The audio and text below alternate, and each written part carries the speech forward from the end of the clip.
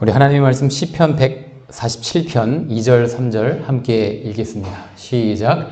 여호와께서 예루살렘을 세우시며 이스라엘의 흩어진 자를 모으시며 상심한 자를 고치시며 저희 상처를 싸매시는 도다. 아멘. 여러분 안녕하십니까? 네, 예수님의 이름으로 여러분 모두를 환영하고 축복합니다. 오늘은 마음의 상처와 치유라는 제목으로 하나님의 말씀을 대언하고자 합니다. 지난 수요일에는 귀한 어르신들 5분을 모시고 이 청와대와 경복궁 구경을 다녀왔습니다.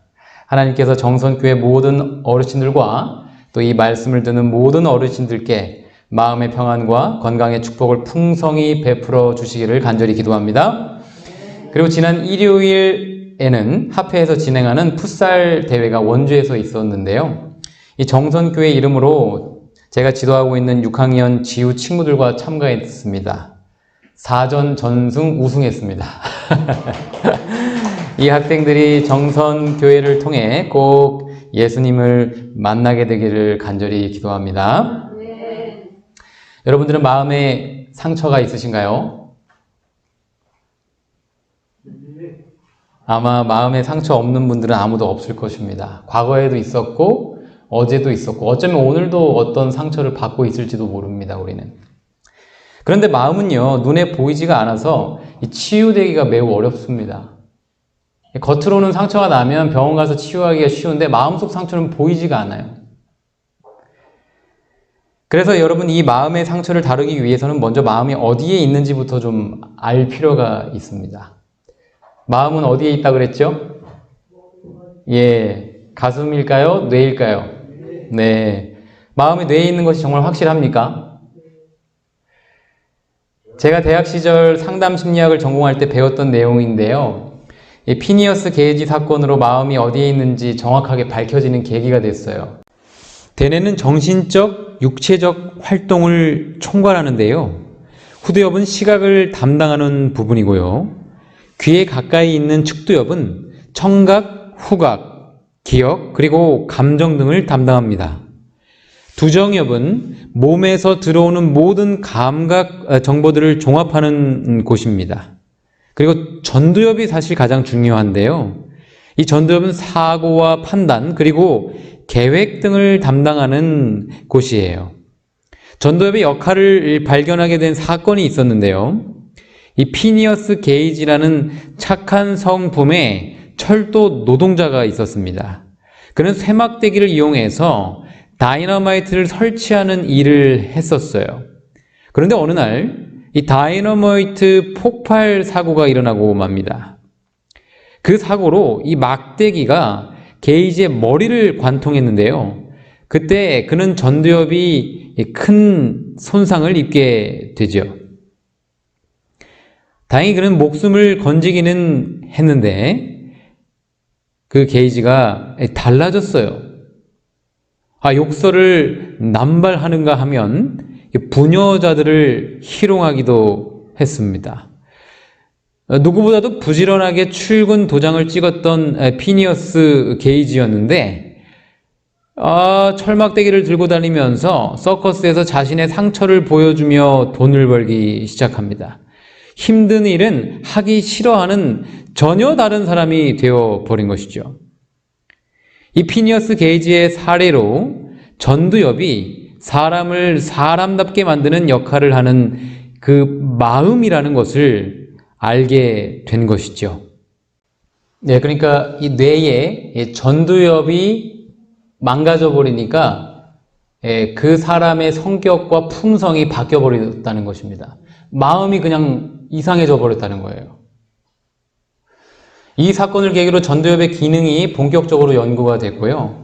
그리고 전두엽의 기능이 인간의 성격과 행동을 좌우한다는 사실이 처음으로 밝혀졌어요. 그러니까 마음이 뇌에 있다는 것이 심리학적으로, 과학적으로 밝혀지는 계기가 된 것입니다. 인간의 마음이 가슴이 아닌 뇌에 있다는 것이죠. 그럼 목사님, 마음이 아프면 심장도 아픈데 그건 왜 그렇습니까?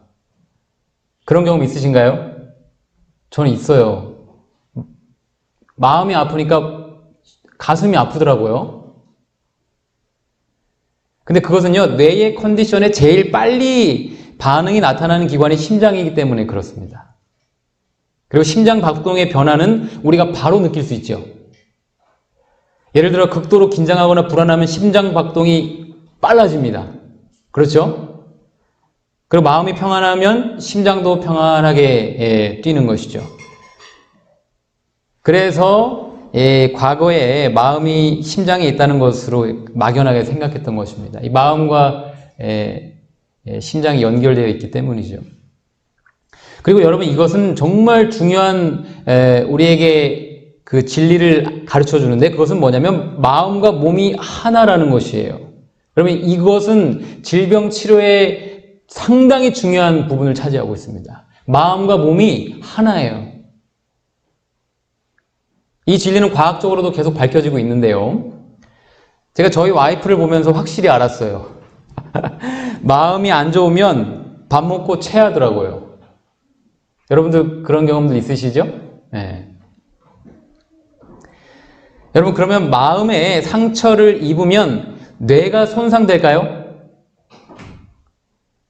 자, 분명히 마음이 뇌에 있다고 그랬습니다. 그럼 마음에 상처를 입으면 뇌가 손상이 되는 게 정상일까요? 맞죠? 마음이 뇌에 있으니까 마음에 상처를 입은 사람은 뇌가 분명히 문제가 있을 거예요. 근데 어떨 때 여러분 우리가 마음에 상처를 입죠?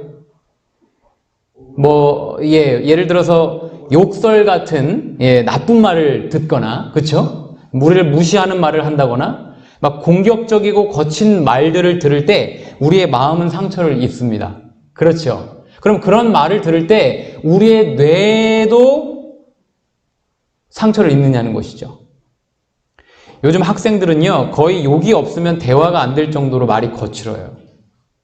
언어폭력이 서로의 마음에 어떠한 상처들을 남기는지 영상으로 잠시 보시겠습니다. 왜 이렇게 욕이 많이 나오는 것 같아요? 그냥 나이 또래니까. 그러고 그냥 뭐 별로 없는데. 가는 욕에 상처받을 거라는 생각 해봤어요? 아니요. 왜요? 상처받는 애들이 없고 맛으로 욕을 해요.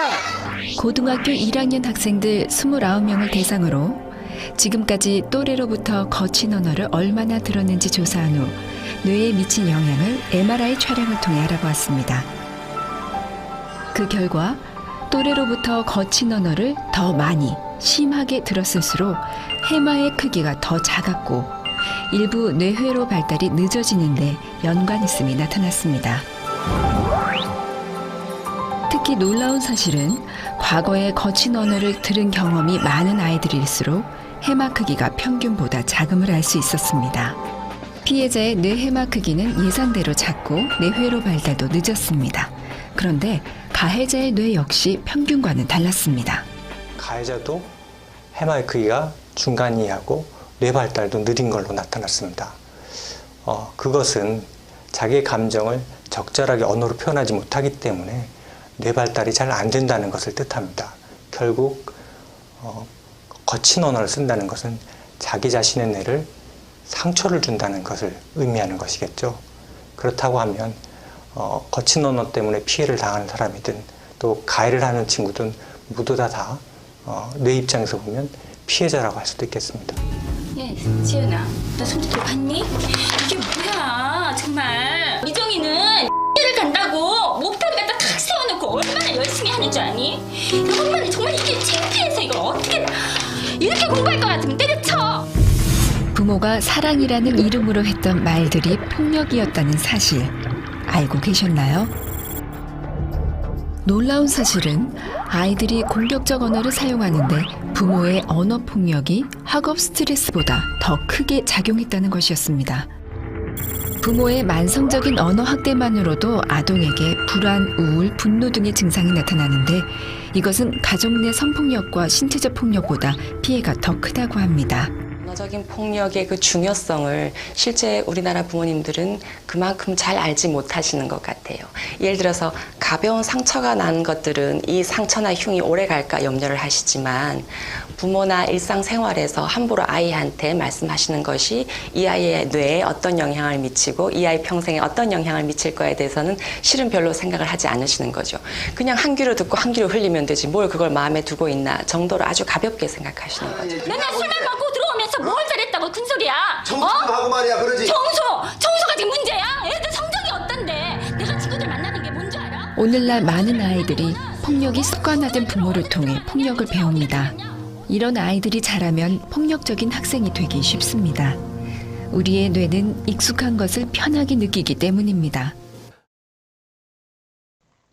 아, 네, 여러분. 진짜 마음이 뇌에 있네요. 그렇죠?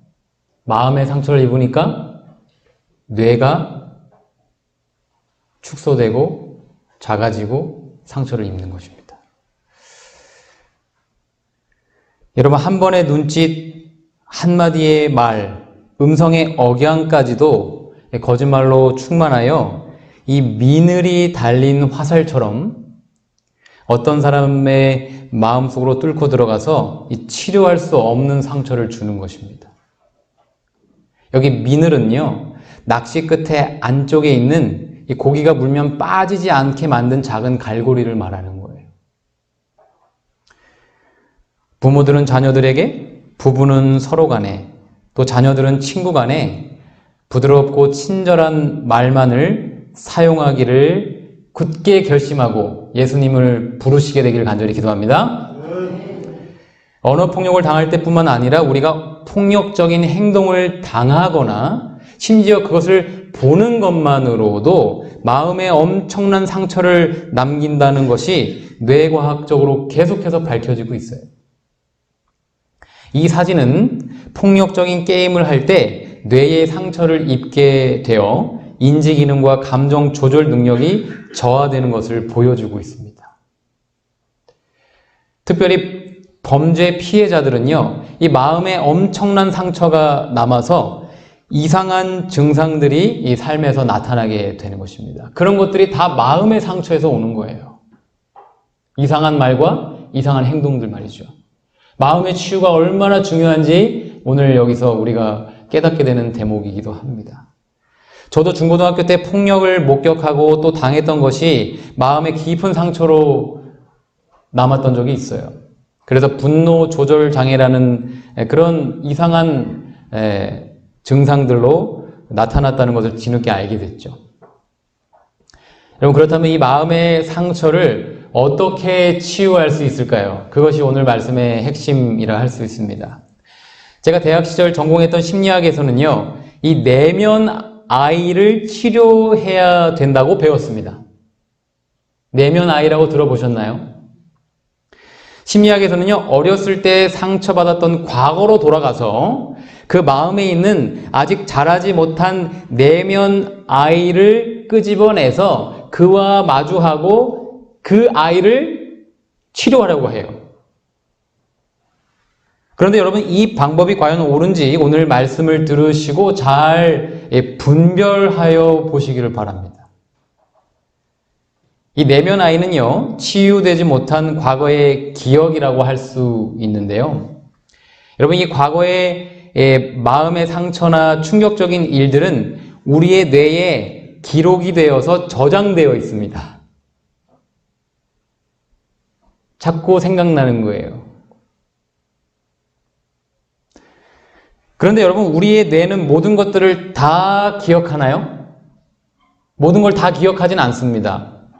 예를 들어 저는 제가 평생 차를 타고 넘어온 수많은 고개들을 모두 다 기억하고 있진 않아요.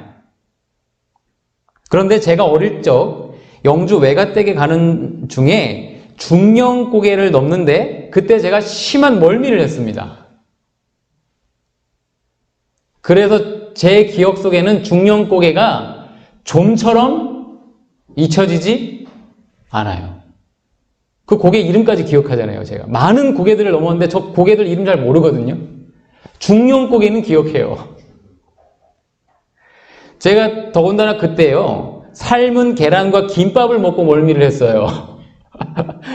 그래서 저는 아직도 삶은 계란과 김밥을 별로 좋아하지 않습니다.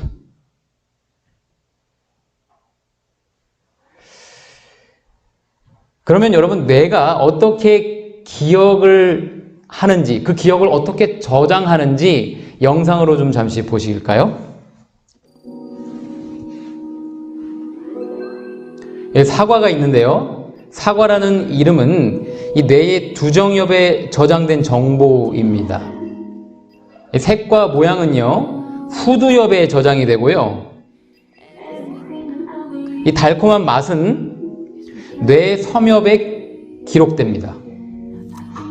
그 쩍 갈라지는 소리는 측두엽에 기억이 되고요.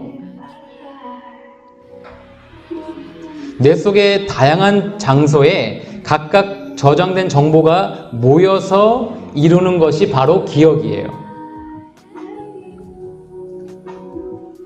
한번 몸에 익히면 몸에 각인이 되는 것을 절차 기억이라고 하고요. 경험이나 지식을 저장하는 서술 기억이 있습니다. 그리고 매일 일상에서 스치는 정보들이 있는데 이 모두 기억되는 것은 아닙니다. 뇌로 들어온 기억이 잠시 머무는 곳이 해마인데요.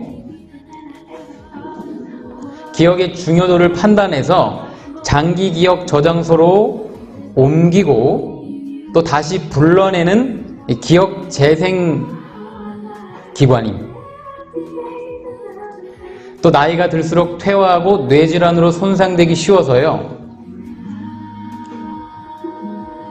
이 기억하는 것보다는 기억하지 못하는 것이 점점 많아지게 되죠. 그리고 또 기억에 관여하는 또 하나의 기관이 있습니다. 이 엄지손가락 크기의 편도체라는 것인데요. 이 작은 공간에 숨어서 사라지지 않는 기억들이 있어요. 정서기억입니다. 그것이 정서기억. 낯익은 엄마 냄새에 문득 마음이 편안해지고요. 비좁은 골목에 들어서면 괜히 가슴이 설레는 이유가 바로 거기에 있는 것입니다. 정서기억. 또 아버지의 사과가 여전히 소중하게 기억되는 이유 역시 쉽게 바래지 않는 이 감정의 기억 때문입니다.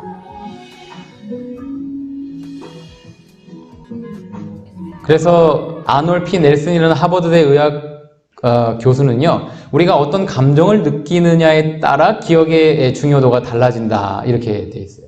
그러니까 정서적으로 심한 충격이나 그렇죠? 그런 사건들을 우리가 경험하면 그 기억이 좀처럼 머리에서 사라지지 않는 것입니다. 그러니까 여러분, 이 뇌에 종합적이고 복합적으로 저장되어 있는 것이 기억인 거예요. 그냥 한 군데가 아니라 전체적으로 이 저장이 되는 것이죠. 특별히 감정적인 기억은 좀처럼 잊혀지지 않는 것입니다. 그래서 과거에 받은 마음의 상처가 계속 기억되는 것이네요. 여러분, 우리가 이 스마트폰으로 동영상을 촬영하면 메모리에 이 자동으로 저장이 되죠. 그런데요, 그 동영상은 자기 멋대로 플레이 되지는 않습니다. 그렇습니까? 동영상이 스스로 플레이 되지 않아요. 어떻게 할 때? 주인이 그 동영상을 플레이하기로 선택할 때, 그 스위치를 누를 때 그 기억이 튀어나와요.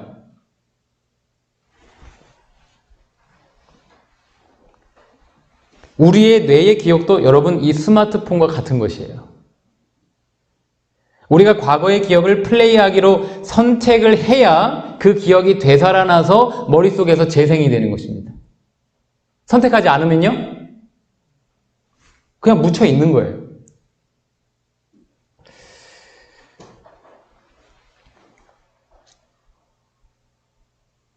그렇다면 여러분, 우리는 우리의 과거 기억을 스스로 떠올리는 것일까요? 아니면 누군가가 생각나게 하는 것일까요? 여기에 키 포인트가 있습니다. 우리의 마음의 상처를 어떻게 치유하게 되는지 키 포인트가 여기에 있어요.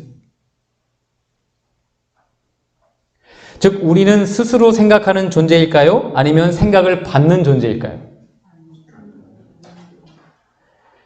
여기 창세기 2장 7절에 보면 여호와 하나님이 흙으로 사람을 지으시고 생기를 그 코에 불어넣으시니 사람이 생령이 된지라 라고 기록되어 있습니다.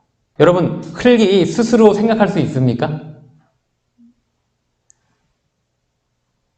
생각하는 흙 보신 적 있으신가요? 결코 그럴 수 없죠? 하나님께서 생기, 즉 생각을 포함한 생명 에너지를 사람의 코에 넣으셨을 때 인간은 생령, 즉 살아있는 존재가 되는 것입니다. 생각하는 존재가 된 거예요. 그러니까 생각은 지금 어디서부터 온 거예요? 하나님께로부터, 외부로부터 흙으로, 인간의 육체로 들어온 것이에요. 인간은 스스로 생각하는 존재가 아니라 생각을 받아서 선택하는 존재라는 것입니다. 선한 생각은 하나님께로부터 오고 악한 생각은 인간 스스로 하는 것이죠? 예, 아니죠. 맞습니다. 하와가 스스로 하나님을 믿지 않는 생각을 만들어낸 것이 아닙니다. 사탄이 뱀을 통해 불신의 생각을 넣으신 거예요. 하나님의 말씀을 믿지 않는 생각을 누가 줬다고요? 마귀가 줬다고요. 하와는 마귀의 악한 생각을 받아들이기로 선택을 잘못했던 것뿐이에요. 요한복음 13장에 더욱 분명하게 기록되어 있는데요. 마귀가 벌써 시몬의 아들 가룟 유다의 마음에 예수를 팔려는 생각을 넣었더니 이렇게 되어 있어요. 분명하죠. 그러니까 악한 생각은 사단이 우리에게 넣어주는 것입니다. 악한 기억을 떠올리게 하는 존재 역시 마귀예요. 과거의 상처를 자꾸 들춰내서 그것을 생각하도록 계속 그것을 동영상을 돌리면서 그 사람을 미워하도록 만드는 존재가 누구라고요? 마귀라고요. 마치 이 일본 왕개미의 뇌를 조종하는 이 눈에 보이지 않는 벼룩파리의 애벌레들처럼 말이죠. 영상을 잠시 보시겠습니다. 일본 왕개미가 몹시 흥분했습니다. 개미의 뒤를 쫓는 작은 파리들 때문입니다.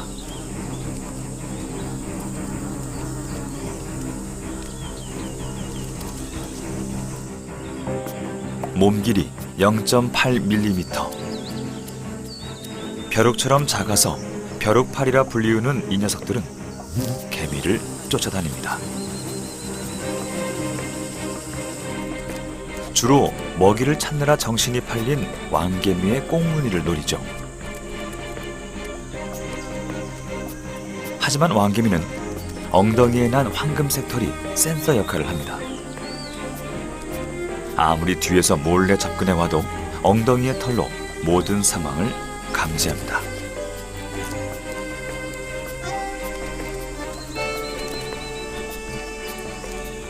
화가 난 왕개미, 뒷발차기로 한 방 먹입니다.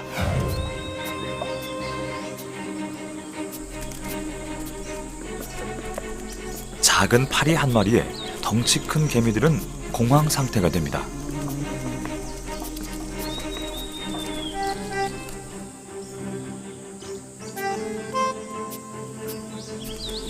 파리는 더 집요하게 따라붙습니다.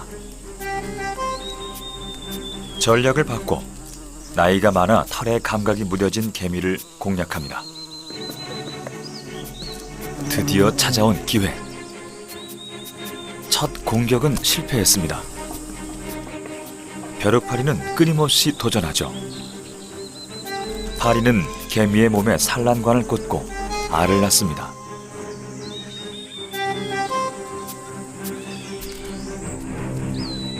파리의 집요함은 개미의 완력으로 떼어낼 수 없습니다.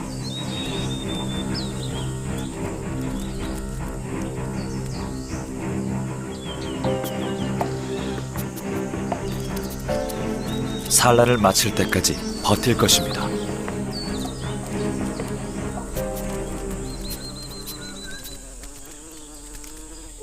결국 개미는 도망치듯 집으로 향합니다. 공격을 당하고 닷새가 지나면 왕개미의 몸은 급속도로 변합니다.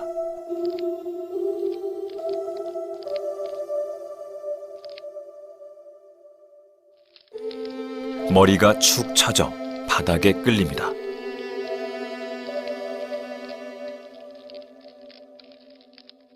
놀란 동료가 도와주려 하지만 방법은 없습니다.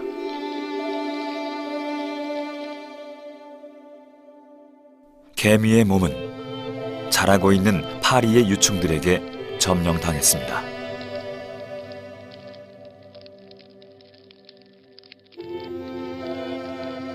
파리 유충들은 개미의 내장 기관을 파먹고 성장합니다. 일본 왕개미들은 병든 개미를 갖다 버리지 못합니다.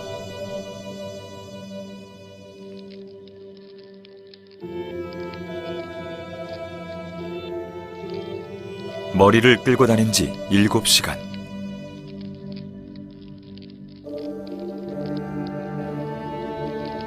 결국 떨어져 나가고 맙니다.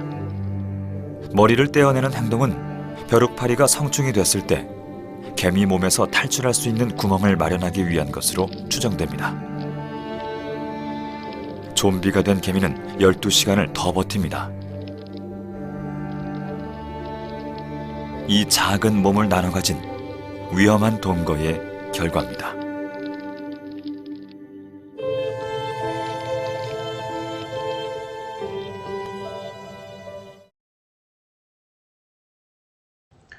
아, 예, 정말 참 섬뜩하고 비참하네요. 그렇죠? 네. 그런데 우리도 사단이 주는 생각을 마음에 받아들이기로 계속 선택하면 이 일본 왕개미나 또 유다와 같은 최후를 맞이할 수밖에 없는 것이에요. 사단은 우리의 뇌를 조종한다니까요. 우리의 마음을 말이죠. 기억도 마찬가지입니다. 이 선하고 아름다운 마음의 기억을 생각나게 하시는 분은 하나님이시고요. 악하고 상처받은 마음의 기억을 계속 기억나게 생각하도록 돌리고 있는 존재가 바로 사탄인 것입니다. 아까 말씀드린 대로 핸드폰 스스로는 결코 동영상을 플레이할 수가 없어요. 마찬가지로 우리는 우리의 기억을 스스로 생각해낼 수 있는 존재들이 아닌 것입니다. 하나님 혹은 사단이 주는 생각을 우리는 선택하는 거예요.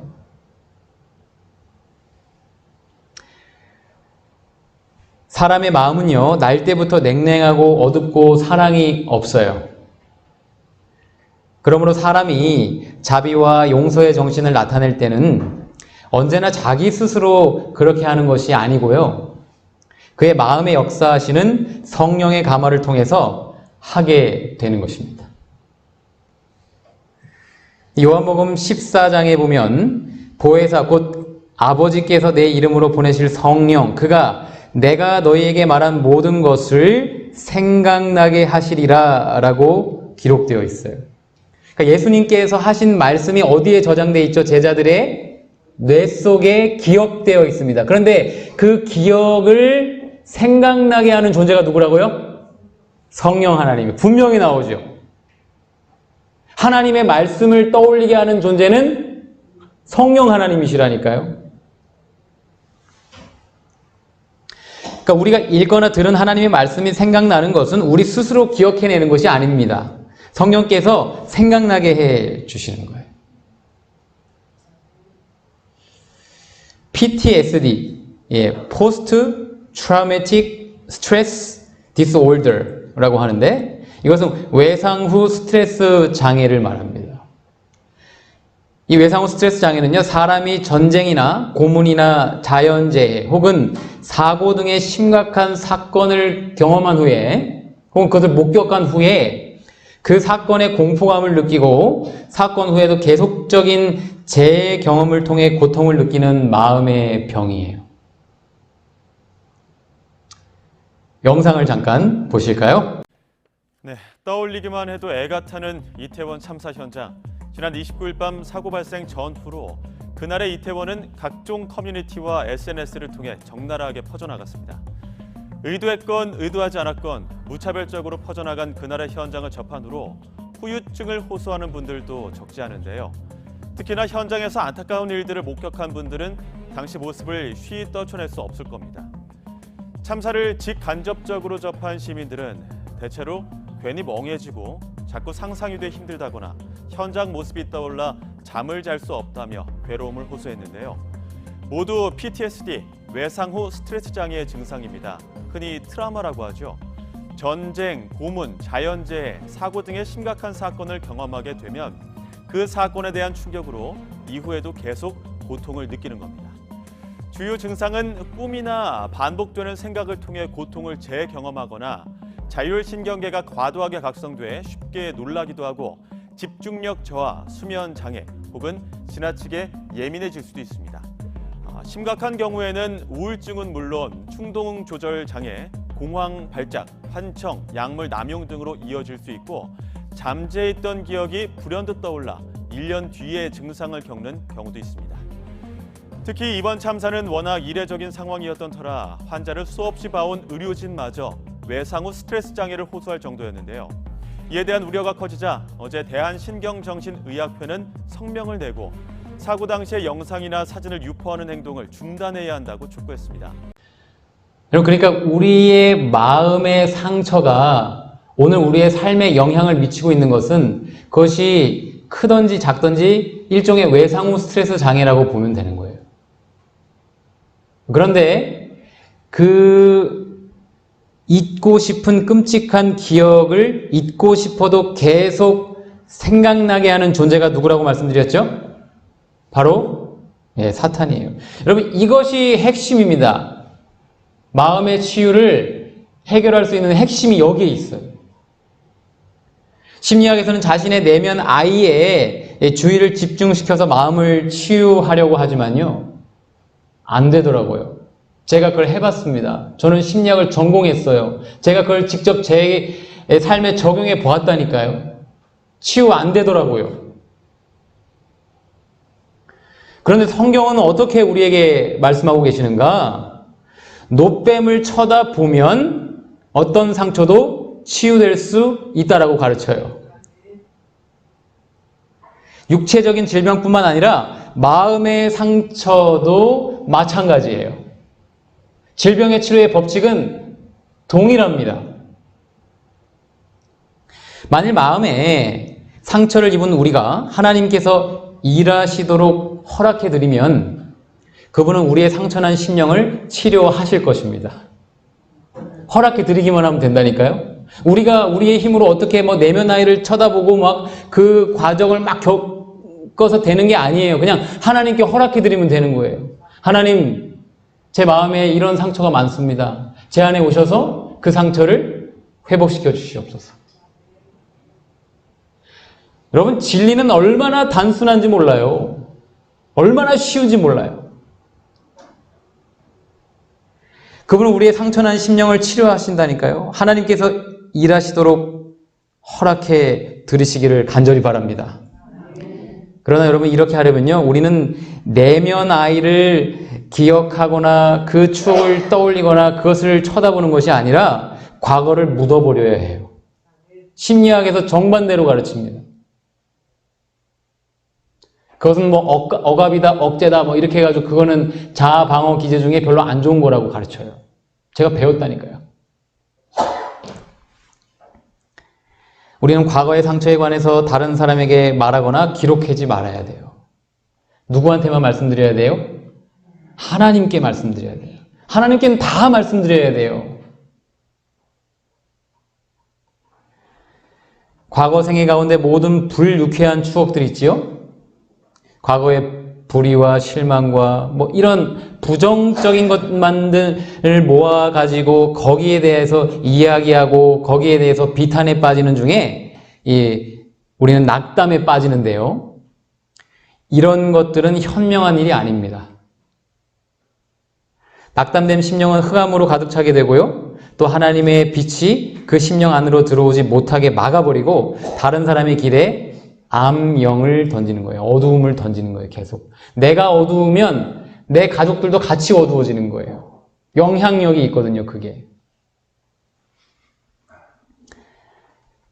그러므로 과거의 상처와 부정적인 기억들을 생각하고 이야기하게 하는 존재는 사단임을 우리가 꼭 기억하고 그 사단의 생각을 예수님의 이름을 불러서 거절하게 되시길 간절히 기도합니다. 거기에서 출발하는 거예요. 제가 몽골에 선교사로 갔을 때 아이폰을 쓰고 있었습니다. 그 핸드폰 메모장에 제가 중요한 설교들과 여러 이 내용들을 많이 저장해 놨었어요. 그런데 제가 어떤 메모 하나를 지우려고 삭제 버튼을 눌렀는데 제가 그만 그 메모장의 모든 파일이 다 날아가 버린 것입니다. 야, 제가 그때 얼마나 황당했는지 몰라요. 그런데 여러분, 우리의 마음의 상처도 마찬가지예요.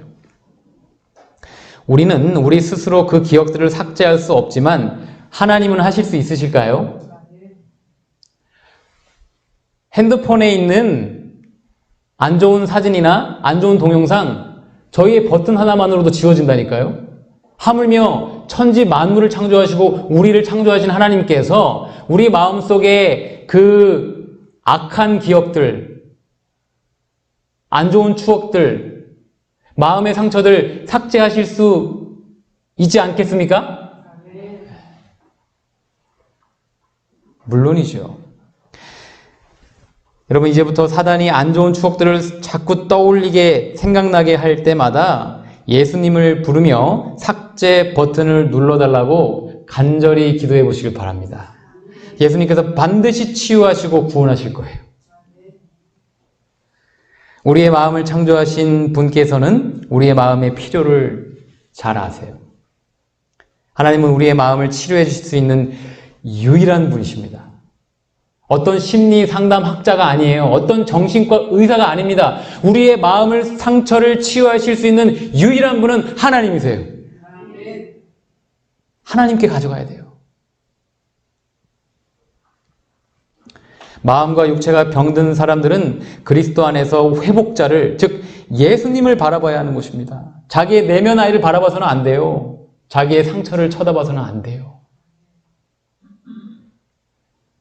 아, 목사님, 그게 진짜 이루어집니까? 그게 정말입니까?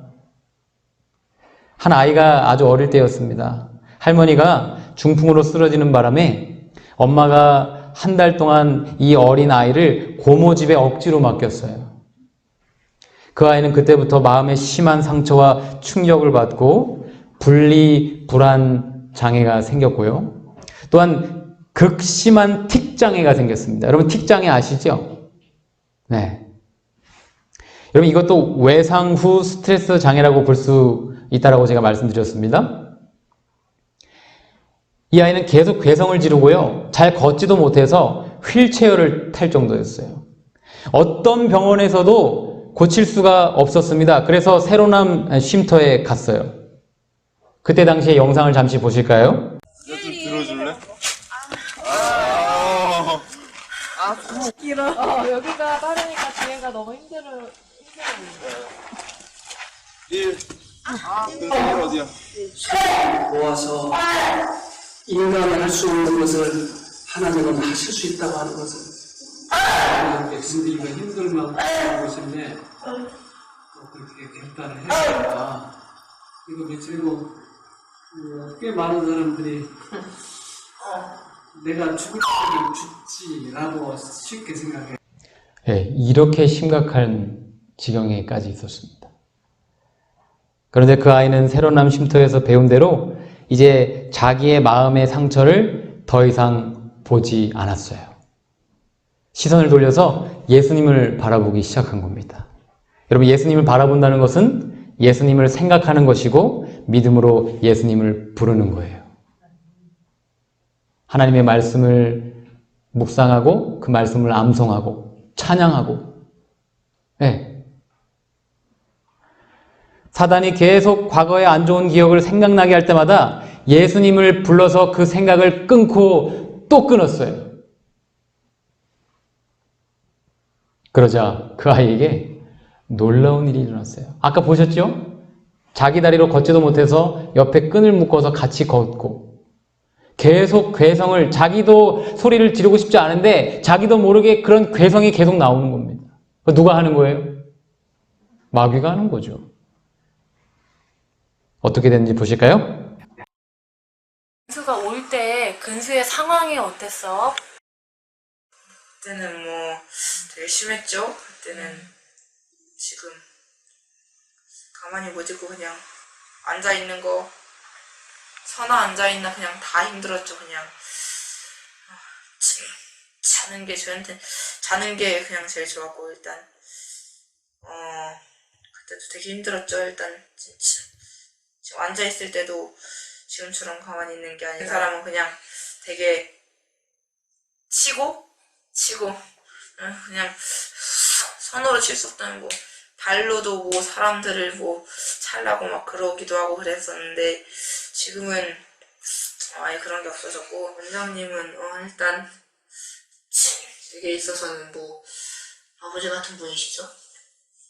옆에서 항시 같이 계시면서 예수님 불러, 아니면 또 심해지는 것 같이 느끼시면은 또 기도를 해주시고, 옆에서 정말 원장님은 제가 여기 안 왔으면 제가 죽었을지도 모를 거예요. 그래가지고 원장님이 제 생명이 있는지도 몰라요. 와, 아까 그렇게 막 소리를 꽥꽥 지르던 아이가 얼마나 말을 잘합니까? 내면 아이를 바라보며 자기 연민에 빠지는 것이 아니라 예수님을 쳐다보고 그분의 이름을 부르니까 마음의 상처가 치유되는군요. 이것이 마음의 상처를 치유할 수 있는 유일한 길이에요. 사랑하는 성도 여러분, 이제 자신의 상처에서 시선을 돌려서 예수님을 바라보고 그분의 이름을 불러서 이 아이처럼 마음의 상처가 깨끗하게 회복되시기를 간절히 기도합니다. 몸과 마음의 상처를 가진 환자들의 회복에 가장 뚜렷하게 방해가 되는 것 한 가지는 바로 자기 자신들에게 주의를 집중시키는 거예요. 나는 너무 불쌍해. 나는 과거에 이런 일을 겪어서 나는 정말 동정받아 마땅해. 이거는 치유에 도움이 하나도 안 된다니까요. 자기 마음의 상처를 보면서 자기 연민에 빠지는 것은 오히려 치유를 방해하는 것이에요. 우리는 우리의 마음의 상처로부터 주의를 돌려야 됩니다. 하나님께로 돌려야 되고요. 이웃에게로 돌려야 돼요. 다른 사람에게로요. 다른 사람들을 생각하고 돌봐줘야 되는 것입니다. 그럴 때 여러분 치료가 급속도로 이루어지는 거예요. 선행은 친절을 베푸는 사람과 받는 사람에게 다 같은 유익을 줌으로써 이중의 축복이 되는데요. 옳은 일을 하고 있다는 생각은요, 이 병든 몸과 마음을 치료해주는 가장 좋은 약 중에 하나예요. 몸뿐만 아니라 어디도요? 마음에도요.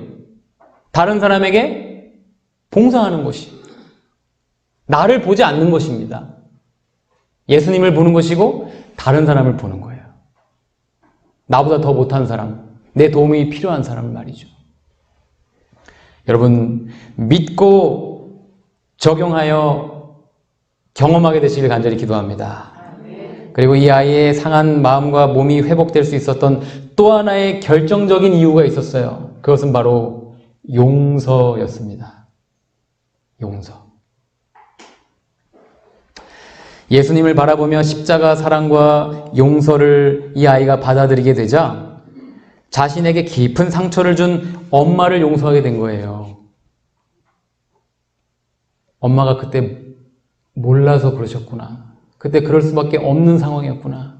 그걸 이해하게 되면서 엄마를 용서했어요.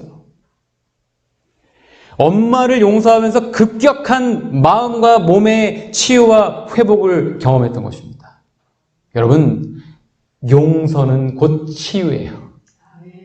우리의 마음과 몸이 치유되지 않는 이유는 어쩌면 우리가 아직 용서하지 못한 누군가가 있기 때문일지 몰라요. 저도 중고등학교 때 시절에 학교 기숙사에서 당한 마음의 상처로 인해서 꽤 오랜 시간 분노 조절 장애가 있다고 말씀드렸어요. 저는 그 선배들을 결코 용서할 수 없었습니다. 어떻게 그 어린 저에게 그런 일을 할 수 있을까? 용서를 못하니까 마음의 상처가 골마 터져서 분노라는 냄새를 풍겼던 것입니다.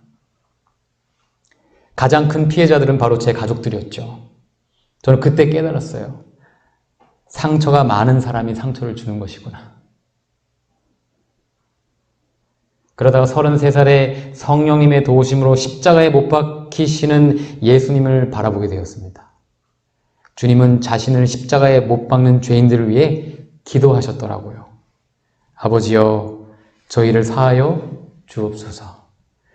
자기의 하는 것을 알지 못함이니이다. 그때 저는 예수님의 사랑과 용서를 깊이 느끼며 뜨거운 눈물을 흘리게 되었어요. 고3 때 이어 두 번째로 예수님을 깊이 만나는 회심을 경험했던 것이죠. 그러면서 깨닫게 해주더라고요. 성령께서 그 선배들도 자기의 선배들에게 당했던 피해자들이었구나.